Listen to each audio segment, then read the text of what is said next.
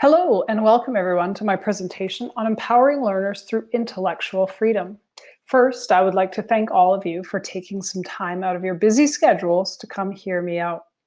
I want to start by introducing myself and letting you know that I look forward to working with all of you and hope that I can make you feel that this library is the heart of our school.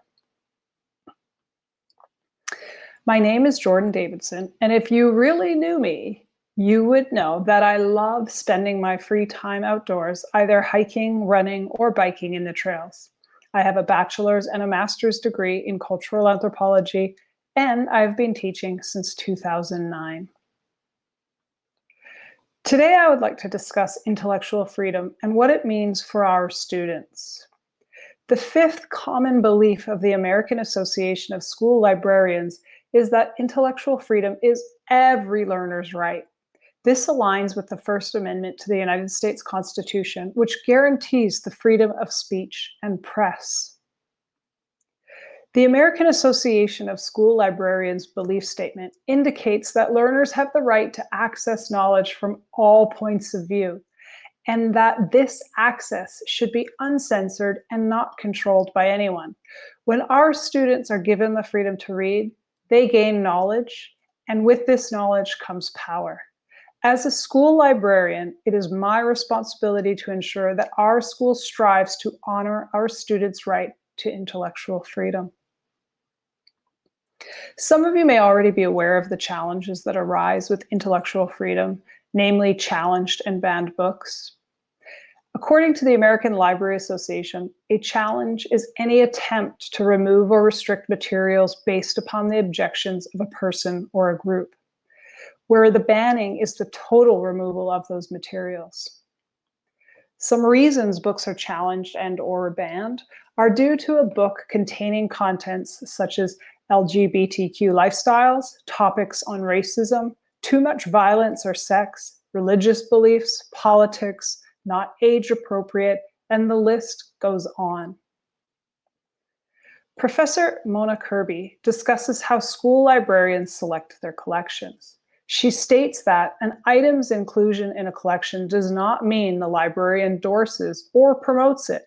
They are simply helping the library fulfill its mission to provide information from all points of view. So even though some people might not agree on the contents in a book that might be in our library's collection, it is my responsibility to ensure that these challenged books, or any other book for that matter, remain in our collection and are not censored from the library. In order to educate our students of their right to read, our school will promote the American Library Association's Banned Books Week, held from September 27th to October 3rd this year. My goal is that during Banned Books Week, our school can generate a lot of discussions around intellectual freedom and the right to read to get our students involved and excited about these books and other books too. I encourage all of us as a staff to incorporate lessons on intellectual freedom during this week, and I'm always happy to collaborate with any of you. Two activities that our library will hold are Brown Bag Banned Books book talks and Caught Reading Banned Books mugshots. During this week, our library will highlight the books in our collection that have been challenged or banned.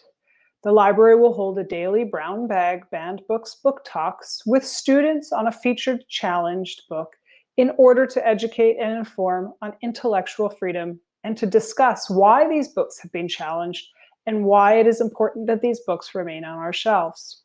These discussions will be student-led, and I will be asking for volunteers from the staff to help facilitate in these book talks.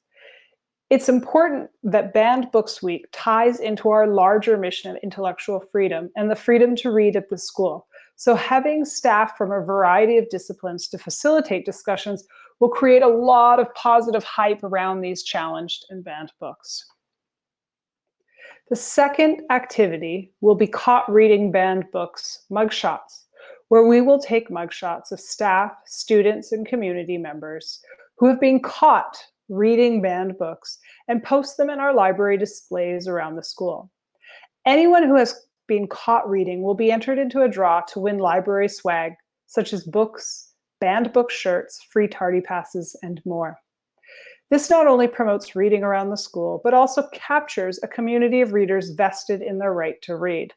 The promotion of reading will be much more powerful if, as a staff, we are seen visibly reading the challenged and banned books too. And who doesn't love to win free swag? In the words of Professors McLaughlin and Hendricks, school leaders and librarians have an obligation to promote information access, intellectual freedom, and the right to read.